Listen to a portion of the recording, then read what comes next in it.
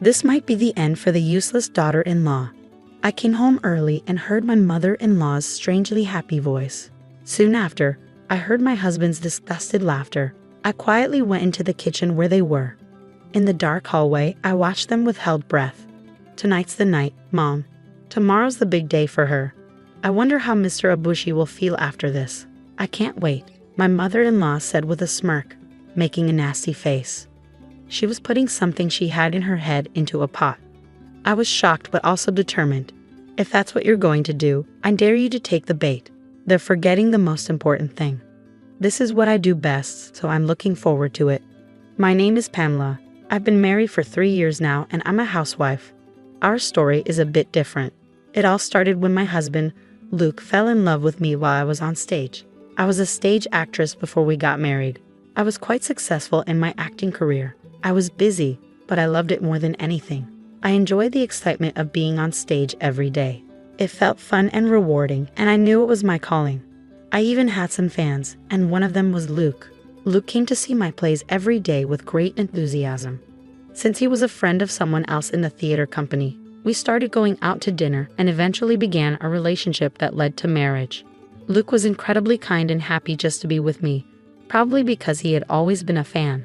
He did everything for me, and his love was so strong that it sometimes surprised me. When he cried and said, "I do this because I love you, Pam, please understand," I would forgive him. I guess that's the weakness of love. Our relationship was going well, and I thought our marriage would work out. But married life turned out to be different from what I expected. What bothered me was my mother-in-law. She didn't like that I was acting. She said that if I was going to be a wife, I had to give up acting and focus on housework. Most importantly, she insisted that a wife's main job was to have children. She even forced me to quit the theater company. Even Luke, who was usually so nice, seemed to put his mother before me. When she was involved, he would hide my scripts so I couldn't go to work. He wouldn't let me into the house if I was late for practice and would interfere with my work. I tried talking to Luke and asking him to let me continue working, but he wouldn't listen. It was frustrating, but I knew that if I kept pushing, it would cause problems for the theater company. In the end, I decided to focus on being a housewife first because my mother-in-law kept insisting that I needed to have a child. So I agreed to concentrate on housework until we had a child, planning to return to work once the child was a bit older. I didn't want to have a child with Luke, but once I became a housewife, my mother-in-law's sarcasm only got worse. Our apartment was just a 20-minute drive from her house. Since her husband had passed away a few years ago, she came over every day. She would eat leftovers without asking, complain about the food being too seasoned, and rummage through things without permission, always finding something to complain about. When I was a stage actress, going to work was my joy. Now that I'm a housewife, I can't find any peace. My mother-in-law interferes with everything I do, from morning till night, and complains about it all. The stress is overwhelming. Even Luke, who used to be so kind, became cold towards me. He would say things like, "You're a useless wife. All you do is stay home and be quiet. Don't talk back. Just do the housework." He started treating me just like his mother did. On top of that, once my mother-in-law found out I made good money before we were married, she began asking me for money regularly. She would say things like, "You have money but don't spend it. Money is only worth something when you spend it." When I refused to give her money, she would yell at me and things would get out of hand. I had no choice but to give her money from my savings, which made me angry because she was wasting it. After a year of marriage, the amount of money I gave her had grown quite large. Around the same time, I discovered messages on Luke's phone showing that he was having an affair with a coworker. In one of the messages I found, Luke's lover said, "Pamela is dumb, so she'll never notice the affair." Luke was making fun of me. This made me seriously consider getting a divorce. Luckily, Luke and I didn't have any children, so if we were going to divorce, now would be the time. But I felt a bit lost because I was supposed to play a supporting role at the theater company. I hadn't told Luke or my mother-in-law about it. Even after getting married, I continued to see my theater friends and stay involved with the troupe. It was important for me to keep my spirits up. One of the troupe members, who had been listening to my complaints, asked if I wanted to take a small role in a show without telling anyone. I wanted to be on stage so badly that I couldn't resist. I didn't care if it was a minor role. I just wanted to perform again. I agreed right away. However, if I divorced now, it might interfere with my rehearsals. Since this was my first time back on stage in a long time, I wanted to make it a success. So I decided to wait until after the show to get divorced. The show was only a few days away. One day, as I was cooking dinner, my mother-in-law came up to me with a demanding look in her eyes. "Hey Pamela, what's this?" My mother-in-law demanded, holding up flyers and scripts. "Where did you get these?" she asked. "They're from your bag," she said, showing a flyer for a volunteer performance and a script for a play. "You can't just go through someone's things without asking," I protested. "Shut up. It doesn't matter now. You said you quit your job, so explain this," she snapped. "Yes, I lied about working part-time and went to practice," I admitted. "Maybe I shouldn't have tried to perform behind your back, but that doesn't mean it's okay to invade my privacy." As usual, my mother-in-law ranted, and I was so frustrated that I shouted, "So what? What's wrong with acting? Yes, I went to stage practice secretly. I lied about the part-time job. So what? You admit it, you're just an amateur stage actor. It's pathetic that you cling to the stage like that," she said, making me furious. I was so angry that I felt dizzy and my vision seemed red. "I'm sorry I lied, but what's wrong with doing what I love?" I said, surprising her with my strong response. Despite her reaction, I continued with my work. Performing on stage has been my passion for my whole life.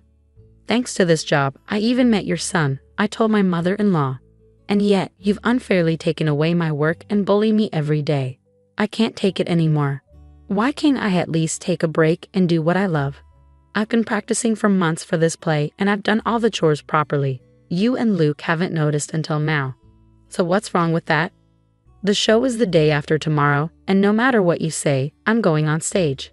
I said all this in one breath. My mother-in-law just stared at me, speechless. For me, the stage is my reason for living and helps relieve my stress. Do you know that stress is bad for your health? Maybe the reason I can't have children is because of the stress of living with you every day, I added. My mother-in-law looked frustrated but left without saying anything. I felt relieved after finally expressing everything I had been holding in. The next day, I went to practice and was in better shape than usual, probably because I had let go of so much stress. I came home early because it was the day before the show. When I walked in, I found Luke and my mother-in-law talking in the kitchen. Their conversation seemed so absurd that they didn't even notice me. Then I heard my mother-in-law say, "This will definitely be the end of Pamela's career as an actor." My heart sank when I heard those words. What the hell does that mean? I thought, listening to their conversation. I noticed they were working on something. I quietly observed from a distance and saw that my mother-in-law was grinding nuts in a blender and mixing them into the soup. I'm allergic to nuts, and even a small amount can cause itching in my mouth and throat, making it hard to speak. I told Luke about my allergy when we were dating. Could they be adding nuts to make sure I can't go on stage tomorrow? I quickly took out my voice recorder, which I had brought for practice, and started recording. "This is finally going to happen tonight. This should teach her a lesson." She got so cocky talking back to me, I heard my mother-in-law say. Luke replied, "Yeah, if she had just listened to you, Mom, none of this would have happened." "Oh well, she's a hopeless wife. She doesn't learn until we teach her." I was in shock hearing Luke's words. I knew my mother-in-law hated me, but I couldn't believe that Luke felt the same way. I had always believed in him, no matter what. Feeling lost, I ended up at the rehearsal hall, where several troupe members were practicing. "Hey Pamela, what are you doing here? I thought you were going home earlier," one of them asked. "Hey, is something wrong? Are you okay? You can tell me," one of the troupe members said. I ended up telling them everything I had seen. They were shocked but listened carefully. "This is terrible. Hey Pam, what do you think about getting back at them?" one of them asked. I listened to their plan and decided to go along with it. I was determined to show Luke and my mother-in-law how serious I was. When I got home a little later, I made a point to announce, "I'm home," more loudly than usual. My mother-in-law immediately came over with a sweet tone and said, "Pamela, you're home. I'm sorry about yesterday. I didn't realize I was too harsh. I'm very sorry. Can you forgive me? I thought you might be tired from practice, so I made you a meal. Look, you need to eat well and prepare for tomorrow. Come on, eat up." She placed the soup I had seen earlier on the dining room table, which I knew was full of ground nuts. I sat down quietly and said, "Thank you for your thoughtfulness. The food looks delicious." Luke and my mother-in-law watched me with smiles I had never seen before. To be honest, they looked disgusting to me. I pretended to eat the soup and swallowed. Then I stopped moving, dropped my spoon, held my hands to my throat, and rolled out of my chair, acting like I was in agony. I never thought my acting skills would be useful in a situation like this. Luke rushed over with a glass of water, panicking as he saw my suffering. "Oh no, are you okay? Drink some water. Can you manage it?" he asked frantically. I heard Luke crying and my mother-in-law was panicking around me. "Oh my God, I didn't mean for this to happen. I just wanted you to miss the show tomorrow. I only put a little nuts in the soup, just a little," she said. Luke shouted, "Mom, not now. Call an ambulance." No, my mother-in-law replied. "Think about what the neighbors will say if we get in trouble with the police. It was supposed to be a prank. What should we do?" I listened to them and then stopped pretending to be in pain. I stood up, fixing my messy hair as I looked at Luke and said, "Pamela, are you all right?" "Yes, I'm fine," I said. "It was just an act. You know I'm an actress." "What? What are you surprised about?" I added. "I'm an actress. I was just acting." My mother-in-law's face turned red. "Pamela, how dare you? Do you think you can make fun of people like this?" "It's you and your son who are making fun of me," I replied. "You put nuts in my food to keep me from performing tomorrow. Don't try to play dumb with me. I have proof." I pulled out a voice recorder from my bag, showing the recording screen. "And I have witnesses," I said. The members of the theater troupe appeared from behind the door. They had followed me home because they thought I might need witnesses. Luke and my mother-in-law stared at the troupe members, frozen in shock. "This is just for fun, you know. We are family," my mother-in-law said, trying to downplay the situation. "Forgive us, okay?" my mother-in-law said with a strange smile. "Family? Don't make me laugh," I replied. "I've studied acting as my job, and you think you can fool me with such poor acting? I know very well that you don't like me. Do you really think I'll forgive you now? Keep dreaming." As I spoke, I showed them the divorce papers. My mother-in-law and Luke panicked, clearly surprised that I was considering a divorce. I played the recording I had made earlier and said, "Would you rather go to the police or get a divorce?" Luke and I divorced without any arguments. I also demanded alimony due to his affair. When Luke struggled to pay, his lover left him. The way Luke treated me became a topic of gossip at his workplace, so he had no choice but to resign. My ex-mother-in-law tried to prevent me from returning to the stage. However, one of the troupe members saw her waiting for me at the back entrance and reported her to the police. Despite my warnings, she continued trying to sabotage my performances. Eventually, I had to get a restraining order against her. My ex-husband is still unemployed, and his mother's arrest has made them a neighborhood spectacle. They've been living a difficult life, trying to stay out of sight. I'm happy to be back on stage, which I love. It's where I feel most at ease. I'm not saying I'll never get married again, but for now, I'm content with my work and my life as an actress. Thank you for watching until the end. Please subscribe to our channel if you enjoyed this story. See you in the next video. I'm a 23-year-old woman who lives with my family in my grandparents' house outside the city. Dad works far away, and Mom enjoyed having her folks around to help with me.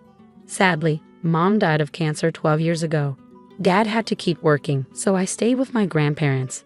He always makes time for me when he's home. I miss Mom a lot, but overall, life's been okay. When Dad was home, he'd stay in their old room, or we'd go on trips together.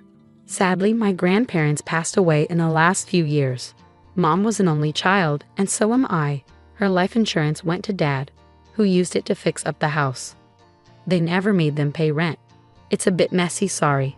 Anyway, I'm the only one in my grandma's will, so I got the money, the house, and Grandpa's truck. Dad started dating a few years after Mom died. He never brought anyone home until now. She's young and pretty, with 2 little kids. Dad talked to me about it and asked if they could move in. Since we have plenty of space, I said yes. It's been about 6 months, and now she's pregnant. Dad proposed to her, and I'm happy for him. He's a great dad. But he's not great at talking things out. My soon-to-be stepmom has started pressuring me to move out because they'll need my room for the baby. I think she wants her mom to move in and help out. Dad never mentioned that the house is actually mine. So when he came home last weekend, we had a serious talk. The stepkids have been staying in my grandparents' old room. I have my own room with a big closet and bathroom that Dad added, and he has another big room with a bathroom. She suggested I move to the city to finish school and offer me her apartment at a reduced rate. I waited for Dad to tell her the truth, but he didn't, so I did. I explained that the house is mine and I won't give up my room. I also mentioned that Dad has plenty of savings and could buy them a house, especially if they sold her apartment and used it for a down payment. Now she's upset with me for suggesting Dad use his retirement money, and she doesn't want to sell her apartment because she thinks the market will keep going up and wants to build equity. I made it clear that they should move out before the baby arrives. Am I being unreasonable? Well, tough luck. If you're going to be with a much younger woman, be prepared to support your future children and all that comes with it, instead of trying to save for retirement. It seems like his new partner might have thought he was older and richer, hoping to get more from him, but that idea fell apart when she realized he didn't own the house. It's pretty audacious to ask you to leave but then offer her old place at a discount. So no, OP, you're not in the wrong here. Wow, your dad's really chosen someone special. Even without knowing the house was yours, trying to kick you out to make room for her baby, probably without even talking to your dad first, is pretty thoughtless. It's also pretty unreasonable to expect him to buy a house but not be willing to sell her place to help out. And if he can't stand up to her about it, he's in for a tough time. But that's not your problem. Your dad's a grown-up who's responsible for his own choices. You didn't leave them with no options. She wanted a place without you, and now she can have it. Problem solved. They can make some compromises and find a good living situation. Your stepmom and dad are trying to push you out of your own home, where you've let them and the kids stay for free. It might be a good idea to talk to a lawyer soon. Getting rid of them legally might be tougher than you think. In many places, someone who's been staying with you can become a legal tenant, even if they haven't been paying rent. Story 2. I'm a 30-year-old woman with a young daughter named Lily. My brother James, 32, recently got married to Brittany, who's 26. Before they got together, I knew Brittany casually, but we weren't close. James and I, however, are really tight. When James proposed to Brittany and they started planning the wedding, they made it clear that Lily and I would be involved. They even said Lily would be a flower girl and I would be the maid of honor. But a few weeks before the wedding, Brittany came to talk to me. She said her family had concerns about having kids at the ceremony, so they decided to make it adults only. However, Lily was still invited to the reception. So I said something like, "Sure, it's your big day. I'll do whatever James wants." Then came the rehearsal. Everything was going smoothly until Brittany's 3 young nieces trotted in as junior bridesmaids. I was puzzled and a bit irritated, but I brushed it off. Later, James took me aside and confessed that Brittany was worried Lily might cause a scene and ruin the wedding, hence the fib about it being child-free. I was hurt and upset that they thought that about my daughter, but I kept my cool. I had already made arrangements for a friend to look after Lily during the ceremony and join us later for the reception. James acknowledged my feelings and disagreed with Lily not being invited. On the wedding day, Brittany asked why Lily wasn't there while we were getting ready. I explained she was with a friend and would join us later. Brittany insisted on calling to bring Lily for the photos, fearing people would wonder why she was missing, and it would reflect poorly on her. I told her she could call, but my friend was aware of the plan and wouldn't come until I asked her to. Brittany called James, hoping he'd persuade me to change my mind, but he understood the arrangement and didn't see any issue with it. She then asked what to say if people noticed Lily's absence in the photos. I suggested she explain that Lily wasn't invited due to concerns about tantrums. That didn't sit well with her, and she called me a name and accused me of being too sensitive. The rest of the wedding was uncomfortable, to say the least, with other drama going on within the party unrelated to our situation. James shared the wedding photos with our family group chats, and now extended family members are asking why Lily isn't in any of them. I've explained what happened, and while my mom supports me, my aunts and uncles think I overreacted. Do you think I'm the one at fault here? What a mess. But honestly, I don't think I am. Why should your daughter be in the pictures if she wasn't invited? But I'm curious, why is your family so worried about her having a tantrum? Is this something that happens often? No, tantrums aren't typical for her. It's really out of character. Originally, I was just a bridesmaid, but some drama led Brittany to make me the maid of honor. The bride and groom made it clear it was their decision who was invited. Lying to you about it was really unfair. They don't have an excuse there. They're trying to make it seem like kids were welcome when Lily was actually excluded. It's their big day, and that should be respected. But it doesn't mean using your daughter for photos or misleading the family about her being invited. Exactly, Brittany got what she wanted. Lily wasn't at the ceremony but was at the reception. Sometimes we need to be careful what we wish for. The photos tell the story perfectly, and when people ask, make sure to mention how Brittany lied about the wedding being child-free. Story 3. I'm a 25-year-old woman married to my 27-year-old husband, and I've been hearing nonstop about this from my in-laws. My husband has a younger sister, Alice, who's 22, and in my opinion, she can be quite difficult. Alice had some health issues as a child, but she managed to overcome them. However, her parents were extremely lenient with her, to the point where she couldn't be corrected without it turning into a big deal. She's lost several jobs because of this, and she doesn't have many friends. She always needs to be the center of attention. So on my other sister-in-law's birthday, their parents bought Alice a gift just to avoid her getting jealous. As for me, I'm an only child, and my best friend, Marie, is like a sister to me. We've been inseparable since 3rd grade, bonding instantly because we were both only children. We're fiercely protective of each other. When my husband and I decided to have a summer wedding, I was surprised to see Alice show up wearing a lacy white dress. I might have believed you if you said she ordered it from a wedding catalog. Between the ceremony and the main reception, there was a cocktail hour. I started getting annoyed because so many people kept asking me about Alice. They mistook her for my husband's ex instead of his sister. I could see that Marie was getting upset too. She walked over to my husband's family and gave them a piece of her mind. On her way back, she tripped and spilled her glass of red wine near Alice. Alice dashed to the bathroom, followed by my mother-in-law, while my father-in-law came over demanding that Marie leave. I refused, explaining that Marie is a lightweight and it was just an accident. My husband supported me, pointing out that Marie's slim build means she can't handle as much alcohol. But we promised to make sure she sobered up before the reception. At the reception, Alice looked stunning in a beautiful green dress, and Marie miraculously felt better. My in-laws haven't stopped talking about the incident, but I find it hard to feel guilty, even though I know it wasn't an accident.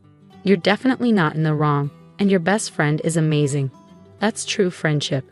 Don't let your in-laws make you feel bad or guilty. They need to stop coddling Alice and move on from this childish behavior. Maybe it's time to have a frank conversation with them and tell them to grow up. It's great that your husband stood by you. Another approach could have been for him to talk to his sister directly and tell her she needs to change her behavior. I get why he might hesitate, but standing up to his family would show his wife that he's got her back and they're a team. He probably didn't want his wedding day to turn into a scene with his sister throwing a fit in front of everyone. Your in-laws might have enabled her behavior, and your friend was just trying to fix the white dress situation. It's common knowledge not to wear white to a wedding. And since Alice had a backup dress, what's the big deal? And if she ever finds someone to marry her, just wait for the chance to accidentally announce your pregnancy at her wedding. It seems like some people just can't stand to see others shine. My sister-in-law is quite the character. I once saw her shed tears because she didn't get a turkey leg at Thanksgiving dinner when she was just 20. Now, as I'm preparing for my own wedding in 3 months, I've sent out the invitations with clear instructions. Avoid wearing white, for obvious reasons, and stick to emerald green for the bridesmaids' dresses. I've also requested RSVPs by a certain date, as the reception dinner is quite pricey and I don't want to pay for no-shows. Other than that, guests can wear whatever they like. Kids and families are welcome, and I'm not too fussed about attire, except for those specific colors. Just to give you some background, my sister-in-law is my fiance's sister. While we're not super close, we have an okay relationship, we don't hate each other, and we get along fine. During my fiance's birthday bash, some friends and I got to talking about the wedding plans. They remarked on how laid back I seemed about the rules and how refreshing it was not to feel like they were walking on eggshells. I explained that I just wanted everyone to have a good time, so I didn't want to impose too many restrictions. Later, the girlfriend of one of my fiance's friends showed me the dress she was considering for our wedding and asked for my opinion on whether it was appropriate or did she steal the spotlight. It was a bold yellow number, but I genuinely liked it and encouraged her to wear it. I assured her that as the bride, it's not easy to outshine me, and even if someone did, it wouldn't bother me too much. I didn't mean any harm by it, but my sister-in-law took offense and called me pretentious. She was upset because she had strict rules at her own wedding, like no kids and a strict dress code, and we followed them without complaint.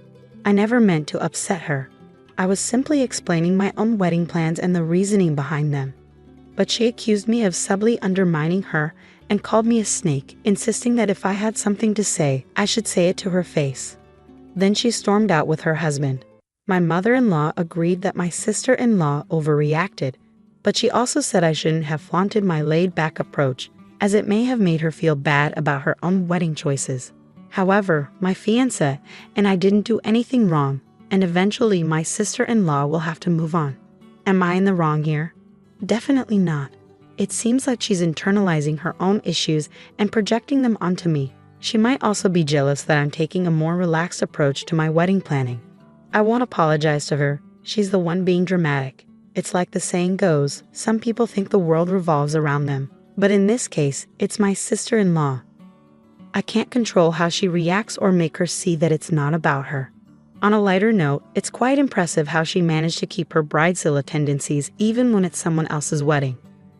Maybe her strict wedding rules were meant to prevent someone else from stealing her thunder.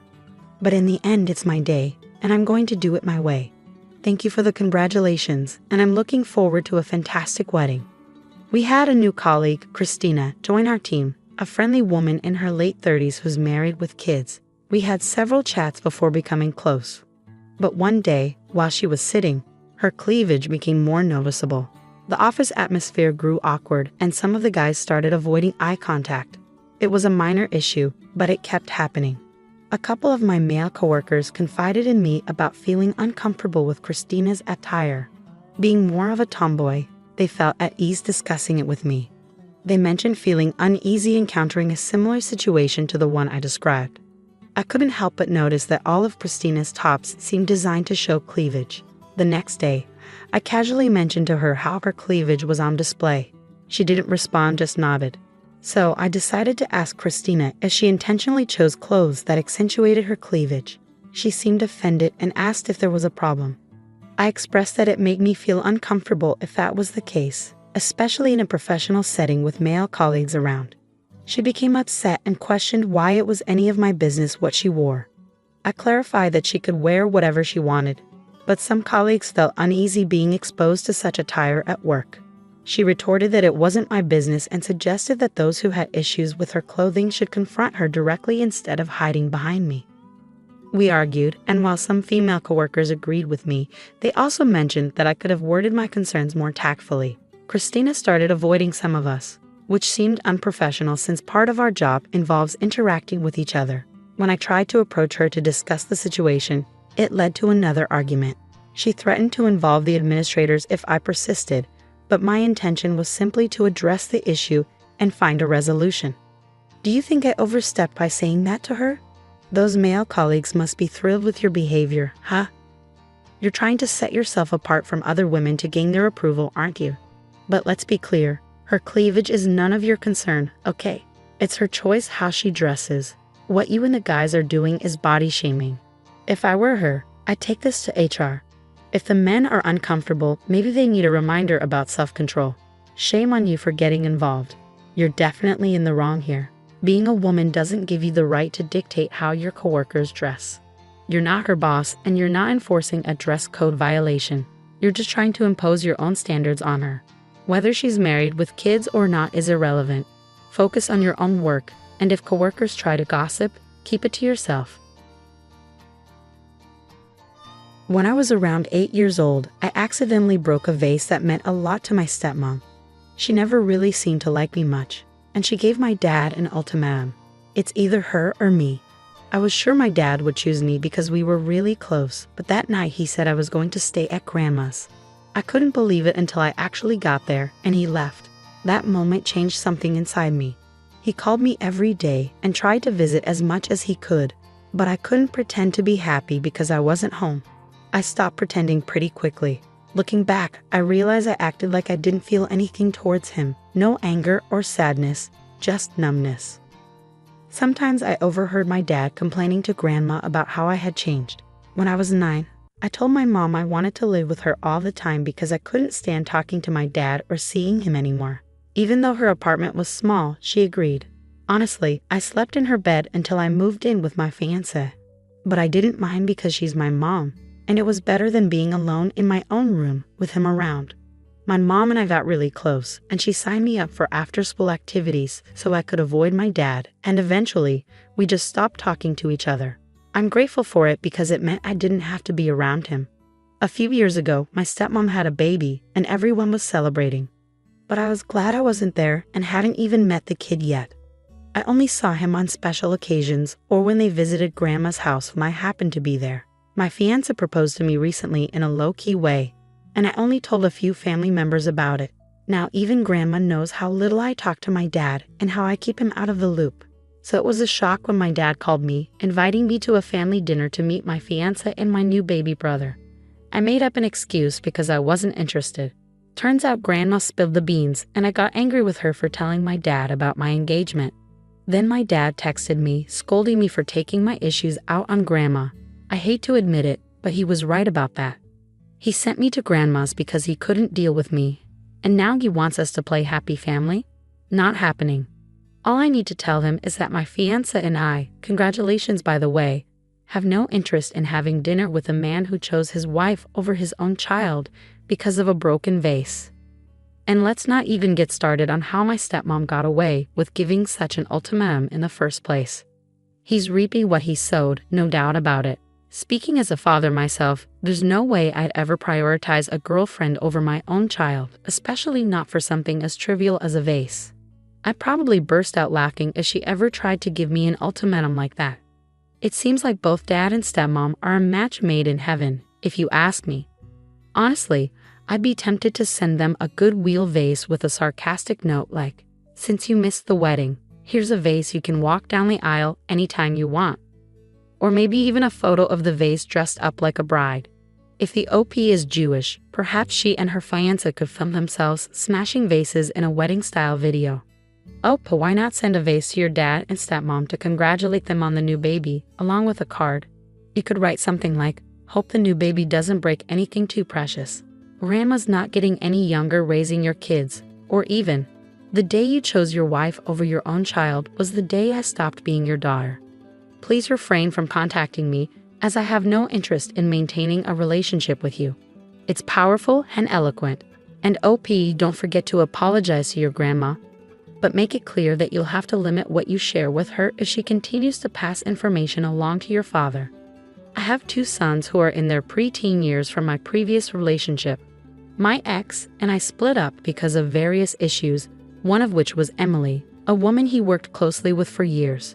They became very close, and she often made remarks to me about how my ex deserved someone better than me and accused me of trying to tear his family apart. Sometimes she even pretended to be his wife at work events, which my ex would just brush off. Besides, he wasn't great at handling finances and other responsibilities. After we separated, my ex officially started dating Emily, which wasn't surprising to me at all. Emily became even more hostile when she realized that my ex's family still liked me and continued to include me in their gatherings, especially when she noticed that my sons weren't thrilled about the situation. She saw herself as their dad's new girlfriend. Emily went as far as to insult my ex's mom for praising me as the best mom during a family dinner. The judge warned my ex about using Emily for custody exchanges and dealing with our boys' issues. She had confronted me multiple times during exchanges, showing hostility and even saying things that could be seen as trying to turn the kids against me. Despite the warning, my ex continued to let her handle things, and he was fined for disobeying the judge's orders. He was told that if it happened again, custody arrangements would be changed. Lately, there's been more attention directed towards me. Emily, unable to have children of her own, wants the boys to see her as a mother figure. They came to me for guidance, but I refused, stating that Emily wasn't their mother and I wouldn't endorse it after the years of verbal abuse from her. During an awards night at school in June, Emily insisted the boys take photos with her for the school newsletter. But they refused, stating she wasn't their mom. My ex scolded them, but I stayed silent. When X and Emily criticized me for not supporting them and allowing disrespect, I defended the boys, stating that what they said wasn't disrespectful. They accused me of being a bad parent and teaching the kids to disrespect women, but I stood my ground. So am I the one in the wrong here? Definitely not. They were just stating the truth, and it's pretty amusing how they're trying to enforce respect while being disrespectful themselves. Should I consider seeking a modification of custody based on their behavior? Because honestly, your boy's well-being is at risk with these two. She's not their mom, and they're not replacements just because she can't have kids of her own. They're children, and if they don't ease off, they'll only push them away and damage their relationship permanently. What happens when nobody's around to protect them at his place? Will your ex prioritize your sons or his new wife? Let's face it, they were emotionally involved at least. How blind are Emily and your ex? This is exactly how most kids feel about their dad's new partner. They're never going to see her as their mom. And when she said she wasn't asking but ordering them, their response was spot on. She's not their mother, so she can't give them orders like that. It's a fact that Emily isn't their mom. And by being hostile towards their actual mother, she's not going to earn any motherly role in their lives. Your ex is making a huge mistake. He's letting his wife jeopardize his relationship with his own kids. Someone needs to make him see that. Let him know that you'll only make parenting decisions together, and she won't be involved in any motherly capacity. If she wants kids, they can adopt, because she's not getting yours. Story 2. I'm a father of 2 daughters, Laura, who's 30, and Sarah, who's 19. They have a significant age gap of 10 years because my wife had fertility issues. Laura has achieved a PhD in psychology, and my wife and I couldn't be prouder of her accomplishments. However, Laura maintains very limited contact with us, largely due to her upbringing. I must confess that my wife and I were quite strict with her. When Laura was entering high school, she started to distance herself from us and often avoided spending time with the family. Eventually, we discovered from her counselor that Laura resented us for how we treated her when Sarah was born. Reflecting on our past actions, my wife and I decided to raise Sarah differently. We made a conscious effort to be more encouraging and supportive whenever Sarah faced challenges, aiming to provide her with a more positive upbringing. Unfortunately, this led to resentment from Laura, who felt that Sarah had a much easier childhood compared to her. As Sarah entered high school, we encountered behavioral issues such as disrespect and dishonesty, which caught us off guard. Despite this, we chose not to intervene significantly, fearing that Sarah would come to resent us as Laura did. As both girls excelled academically, we held on to the hope that everything would turn out fine. However, Sarah's behavior worsened during her final year of high school.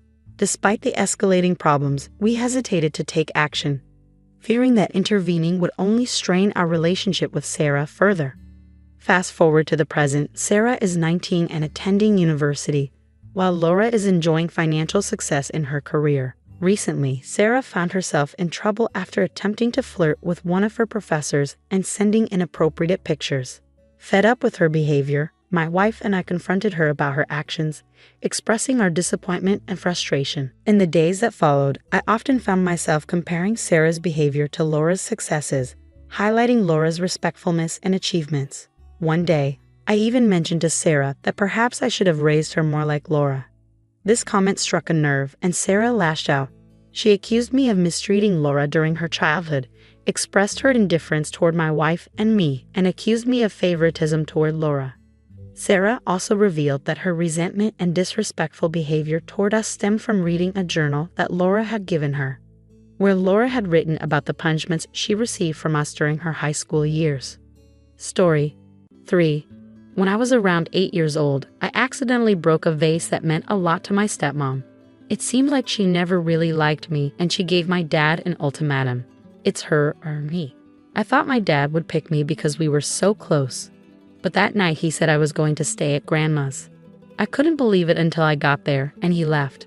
That moment changed something inside me. He called every day and tried to visit often, but I couldn't pretend to be happy because I wasn't home. I stopped pretending quickly, and looking back, I realized I acted numb to him, not angry or sad, just emotionless.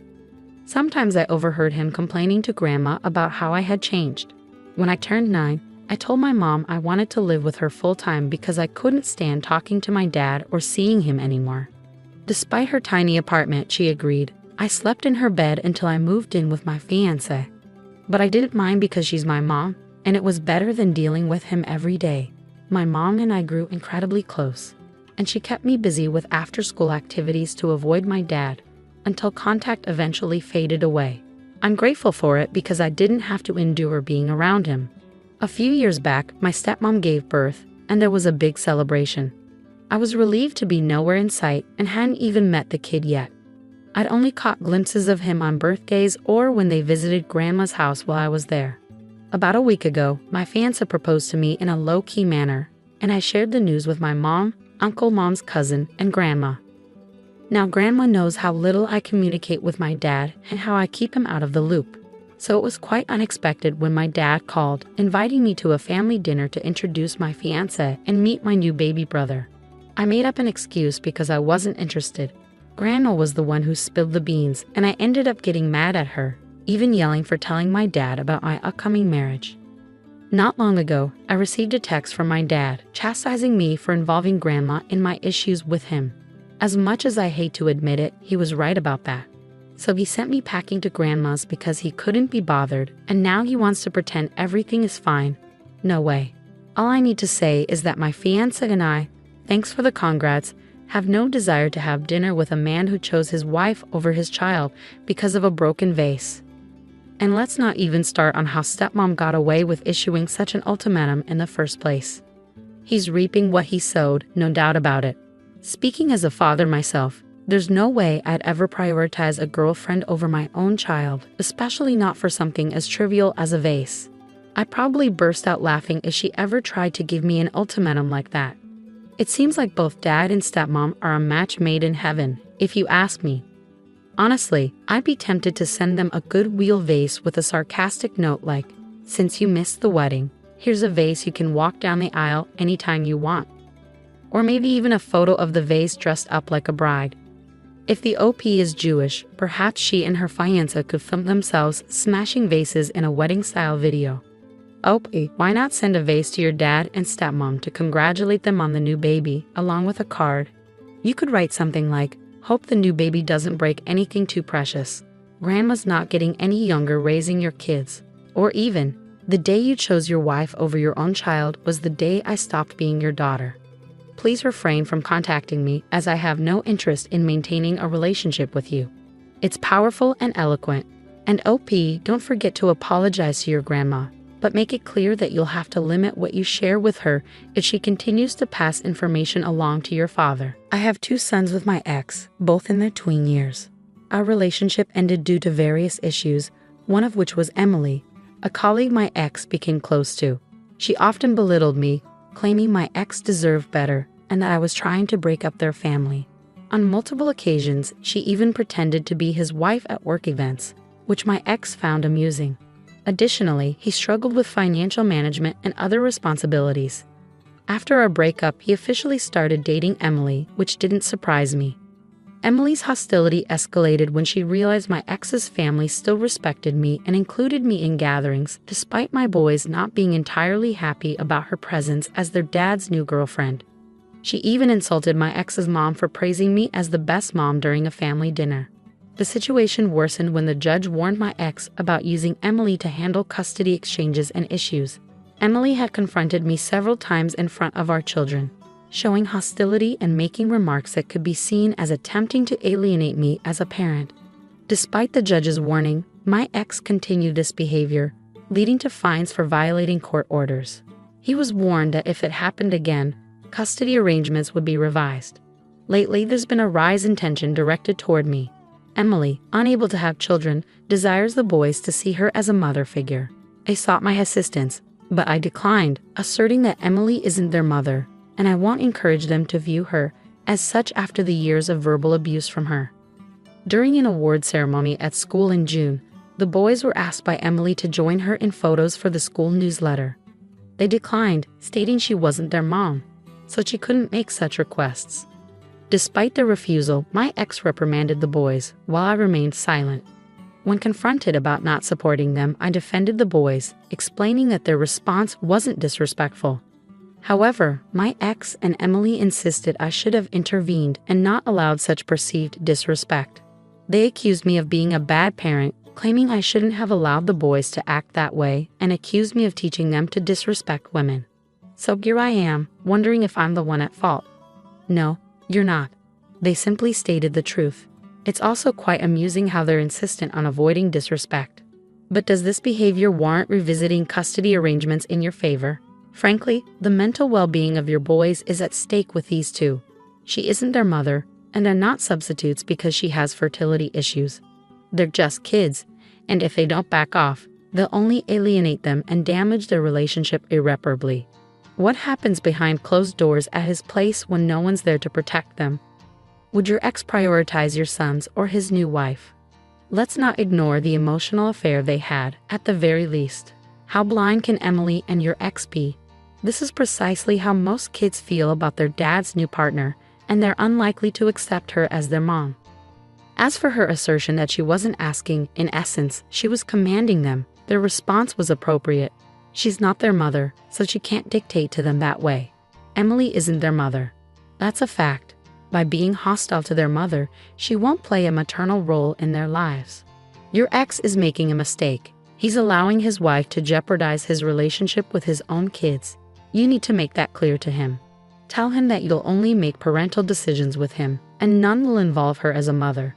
If she wants kids, they better adopt because she's not getting yours. Story 4. I'm a 55-year-old father with 2 daughters, Laura, age 30, and Sarah, age 19. There's a significant 10-year age gap between them due to my wife's fertility issues, which is important to note. Laura has achieved a PhD in psychology, and my wife, and I couldn't be prouder of her accomplishments. However, Laura maintains minimal contact with us, largely due to her upbringing. I must confess that my wife and I were particularly strict with Laura. As she entered high school, she began to distance herself from us, often refusing to spend time with the family. It wasn't long before we discovered through her counselor that Laura harbored resentment towards us for how we treated her when Sarah was born. Reflecting on our past mistakes, my wife and I made a conscious decision to raise Sarah differently. We aimed to provide her with encouragement and support, unlike the treatment Laura received. Despite our efforts, Sarah's teenage years were not without challenges. Issues such as disrespect and dishonesty arose during her high school years, leaving us perplexed as to their origins.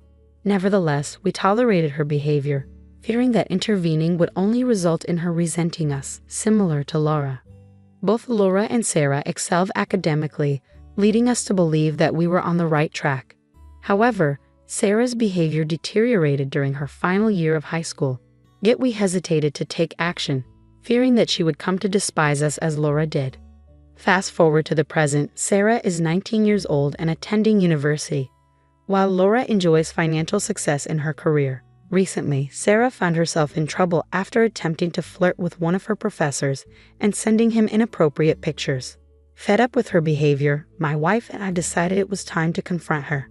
We expressed our disappointment and frustration, raising our voices in the process. In the days that followed, I frequently reminded Sarah of Laura's accomplishments and exemplary behavior.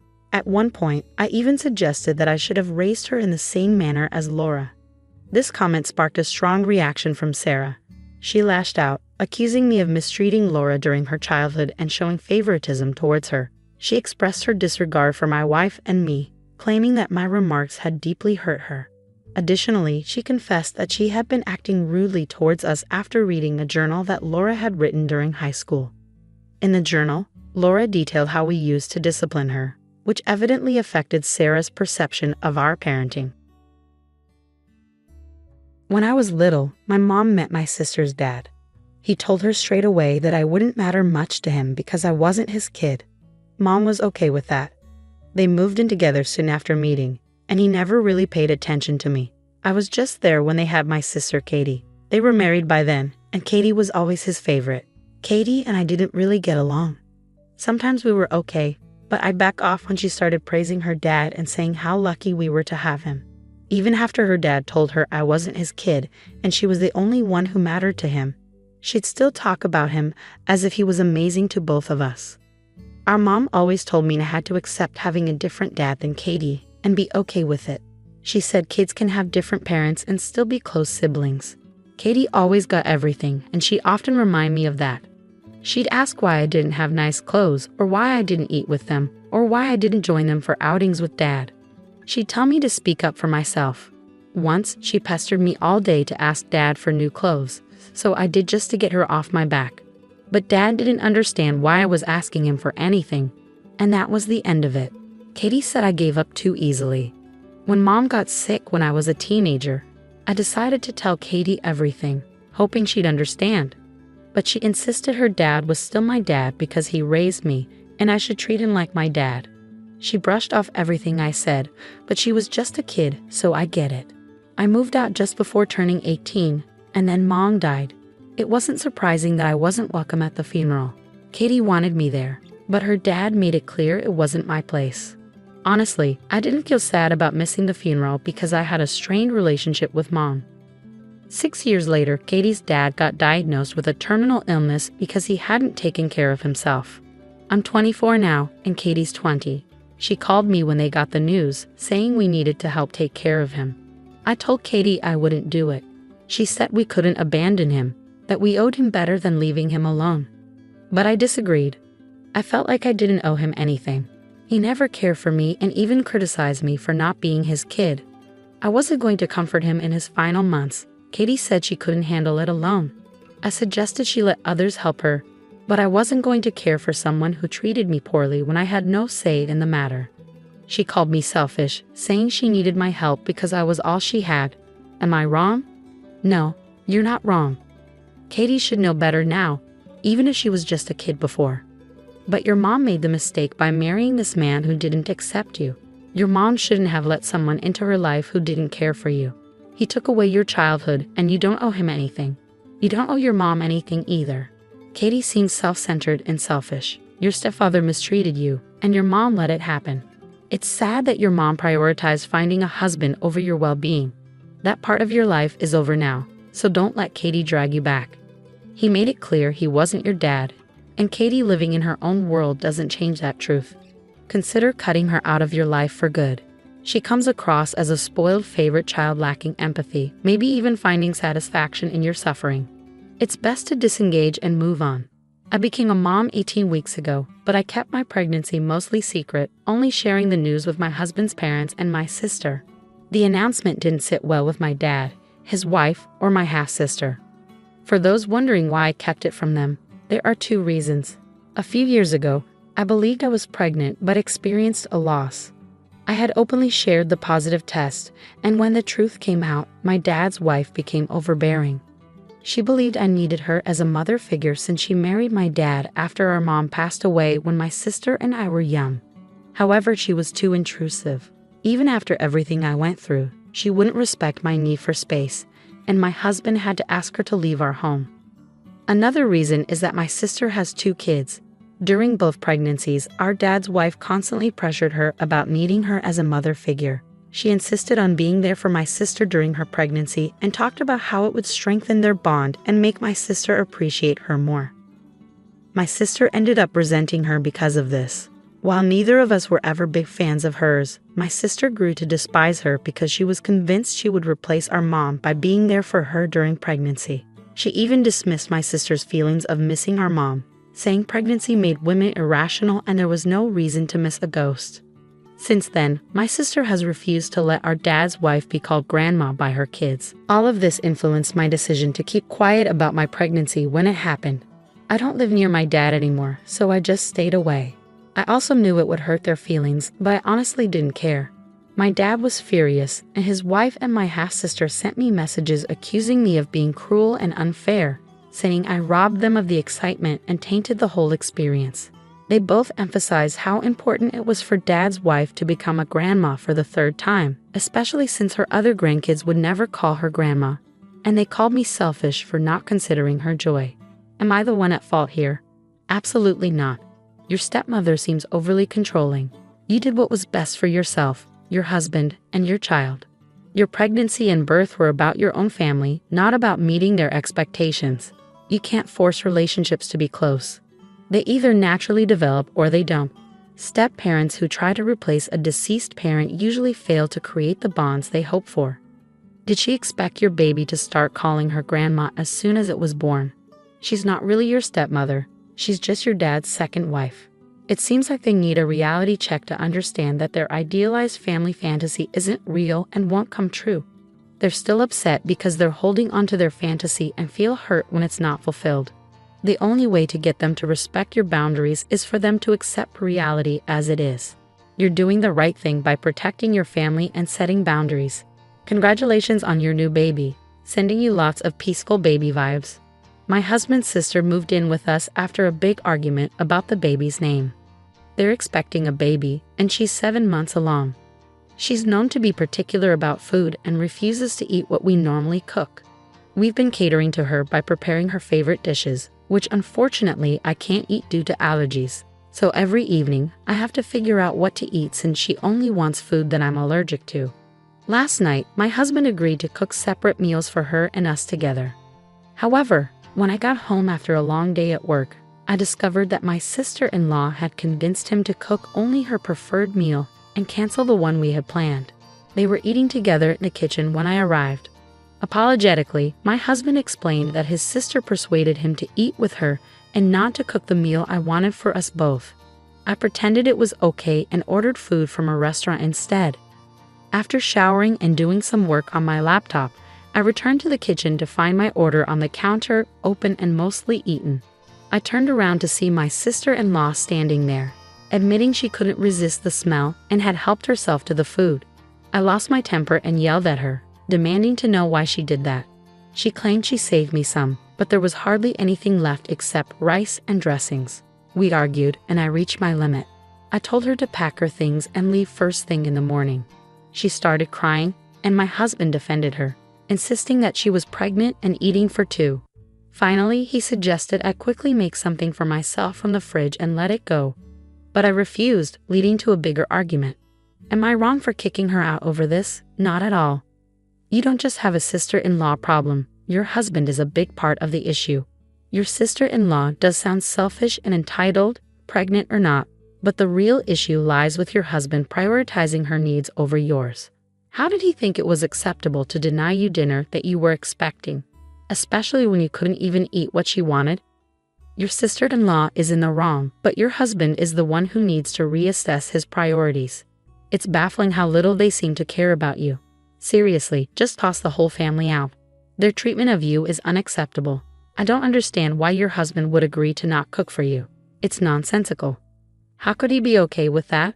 Perhaps he could have cooked the same meal for himself and his sister and something else for you. Where do people find spouses like this? And this is the same woman who left her husband over a disagreement about baby names. Clearly, she's unbearable. Who walks out over baby names? Parenthood is stressful. I've been there with 2 kids. But seriously, if one person disagreed with a name, it was a no-go. So in your position, I wouldn't have even let her stay in the first place. I'd tell her to sort it out and go back to her own house to eat her food. Your husband and sister-in-law are being incredibly disrespectful. If I were you, I'd ask your sister-in-law's husband if you could spend a week at his place since his wife is driving you crazy. I bet both your husband and your sister-in-law would quickly resolve all their fights in Brazil. There's a saying that doesn't quite translate into English but fits perfectly here. The cure for crazy is crazier. The only winner in this situation seems to be your brother-in-law, who's getting a break from all this drama. My fiancé and I recently got engaged and chose our wedding party. My bridesmaids are my 2 closest friends, and his groomsmen are my brothers. One of them is his best friend, and the other is someone he's known for just as long. They've been like big brothers to him. My fiancé has a younger sister who's 4 years younger than him.